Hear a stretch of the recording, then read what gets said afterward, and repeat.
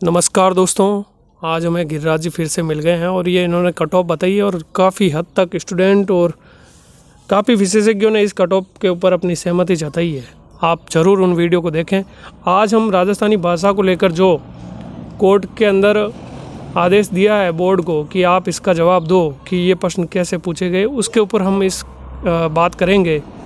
गिरिराज जी व्यास से पूछेंगे कि भाई आप हमें बताएं कि क्या ये प्रश्न डिलीट होने चाहिए या नहीं होने चाहिए, या फिर कोर्ट का आदेश बोर्ड को मानना पड़ेगा, नहीं मानना पड़ेगा। इन दो बातों का जवाब दीजिए। देखिए, डिलीट होने की नहीं होने की बात पे मेरी कोई सहमति या ना सहमति नहीं कहूँगा मैं इसमें, लेकिन इसमें ऐसा है कि मेरे हिसाब से डिलीट नहीं होने चाहिए। लेकिन अगर कोर्ट में गया है मामला और बोर्ड के सदस्य इसका जवाब नहीं दे पाए, संतुष्ट जवाब नहीं दे पाए, तो ये फिर तो डिलीट ही होंगे। राजस्थानी भाषा के जितने भी प्रश्न हैं डिलीट होंगे फिर तो, अगर संतुष्ट जवाब नहीं दे पाए। और मेरे हिसाब से ऐसा है कि ज़्यादा चांस ये है कि नहीं होने चाहिए डिलीट। उसका कारण ये है कि भाषा मैटर नहीं बना सकते, क्योंकि हिंदी भाषा से मिलते जुलते प्रश्न थे, ज़्यादा कोई विशेष मारवाड़ी नहीं थी उसमें। गुरुदेव, ये बोर्ड के द्वारा ये पहली बार एक सराहनीय प्रयास किया गया था, जिसके ऊपर भी हमारे राजस्थान के अंदर चुनौती दे दी गई है। तो ये कितनी हमारे राजस्थानी भाषा के लिए शर्मनाक बात है, ये आप बताइए।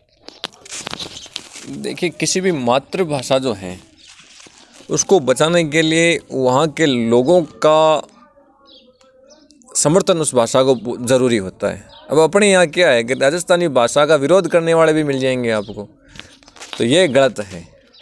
अभी तक हम इसको कोई विशेष मान्यता नहीं दिला पाए। अपनी जो मातृभाषा है हम इसको बार बार बोलने में भी शर्म करते हैं, क्योंकि कई लोग समझ भी नहीं पा रहे हैं मारवाड़ी के हिसाब से। अब जैसे बाड़मेरी जो है वो अलग बोली जाती है, जैसलमेरी अलग है, मारवाड़ी अलग है, वागड़ अलग है, लेकिन इनमें समानता आपको मिलेगी। वैसे तो अपन जैसे कि अपने यहाँ पे जो है, जैसे राजस्थान के अंदर हम 10-15 किलोमीटर में आगे जाएंगे तो वो भी बोली चेंज हो जाएगी। जैसे कि कहीं पे वो खड़ी बोली बोली जाती है, कहीं पे किस तरह की बोली बोली जाती है। तो ऐसे भाषा को मैटर बना के प्रश्न डिलीट कराना ये है भी गलत, और ये हमारे लिए बड़ी शर्म की बात होगी अगर प्रश्न डिलीट होते हैं तो गुरुदेव, मेरा जो एक सवाल है कि अब हाई कोर्ट ने एक जवाब मांगा है बोर्ड से, तो बोर्ड अगर ये जैसे कि हिंदी का पेपर था उसमें 8 प्रश्न आए हैं, अब 8 के 8 प्रश्न जब डिलीट हो जाएंगे तो इसका सीधा नुकसान तो उन स्टूडेंट को ज़रूर होगा जो अच्छे अंक ला रहे हैं। अभी राजस्थान के स्टूडेंट को नुकसान ज़्यादा हुआ।